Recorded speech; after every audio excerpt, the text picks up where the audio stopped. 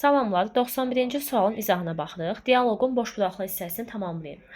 Erik, don't you see that I am too busy at this time? Görmürsən ki, mən bu vaxt olduqca məşğulam?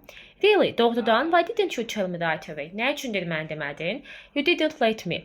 Sən mənə icazə vermədin. Demək ki, Erik məşğul olanda İzabel ona o məşğul elə bir olduğu vaxtda onu böləcək nəsə bir şey deyibdi. Deyir ki, mən sadəcə səni təəccübləndirməyə çalışırdım. Gəl indi arxasını oxuyaq. Nə üçündür mən demədin? Çünki icazə vermədin. Burada konkret nə dediyini demir. Yəni hadisənin səbəbini demir. A olmaz ona görə. Deyir mənim atam deməli növbəti həftə maşınını satmağa gələcək. Deyir doğrudan nə üçün demədin? Deyir icazə vermədin. Yəni növbəti həftə gələcəksə bu indidən söhbət gedir. This time. Deyir no, because you are a fool to work on Sundays. Çünki deyir sən bazar günləri işləyəcək qədər axmaqsan.